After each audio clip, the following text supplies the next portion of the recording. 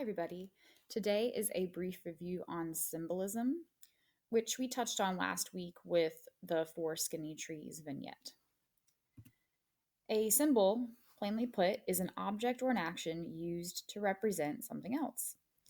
Writers use hidden and obvious symbols all the time in their writing to help communicate a theme. All Summer in a Day is rife with symbolism. There's a reason why, when the school children let Margot out of the locked closet at the end of the story, that we feel this strange and dark emotion. How do we know this when we haven't heard Margot cry or say anything about her experience? The symbols in the novel communicate these emotions to our brain as we're reading, and we don't even realize it. It's the same reason why we might tear up at an ASPCA commercial with the dog and the kennel, with the one teardrop falling down its face. It's the reason we may have that same tear fall down our cheek with pride when the national anthem is sung.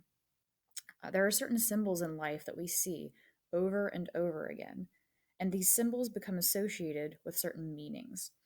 Advertisers know this, and they'll often use symbols in their marketing campaigns to attract people to buy their products. Nations use symbols such as the flag, the anthem, and other historical events like the 4th of July or Veterans Day or Memorial Day to conjure up feelings of pride and nationalism and allegiance to one's country. Today, we're going to return to All Summer in a Day so that you can see more examples of symbolism written in a style that's different from that of Sandra Cisneros. One of the obvious symbols in the story are storms. Clouds, rain, these are things that make people feel groggy. And to me, this usually means that something sad or bad is about to happen. In the story, it says it rained. It had been raining for 7 years, thousands upon thousands of days, compounded and filled from one end to the other with rain, with a drum and gush of water, with a sweet crystal fall of showers and the concussion of storms so heavy they were tidal waves come over the islands. As you can probably tell, there's a lot of imagery and sensory details related to water here. Imagery and symbolism go hand in hand. You need to use imagery in order to create symbols.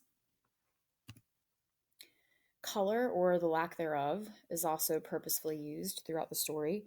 There's a lot of lighter colors in the jungle because there's no sun to make the willow trees green, which makes people feel like they have no life because they're stuck inside. And I'm sure a lot of us can relate to that situation right now. Our lives feel almost colorless because we're confined to the same space for, what is it, over a month now.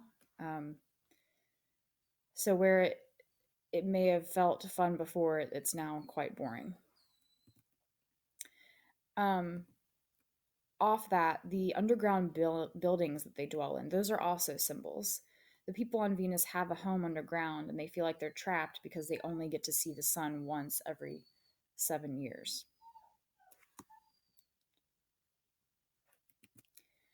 Finally, the sun is probably the greatest symbol of all.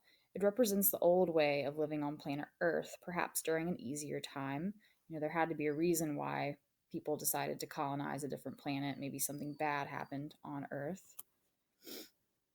The students are jealous of Margot because she remembers what it was like to live in a world with sunshine where it didn't rain constantly.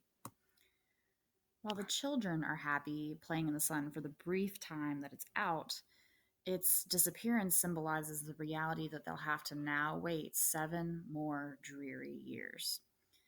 And after experiencing that sunlight and how beautiful it is, the children also realize the impact of their cruel action of locking Margot up in the closet. So now I want you to go to your vignettes Google Doc and find your vignette titled Four Skinny Trees. Today I'd like you to revise this vignette using symbolism.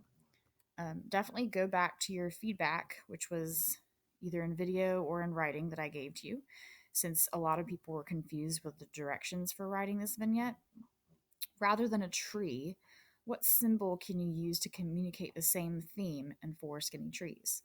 Instead of rewriting this poem literally word for word, but with a symbol other than trees, I want you to completely rewrite the poem. Don't just sub words in for trees because the word trees only appears like twice in the whole poem. You're completely rewriting it. I want you to communicate the same feelings, the same theme of the vignette, just using a different symbol, not a tree. So get in touch if you need help with that today. I'll be here for you.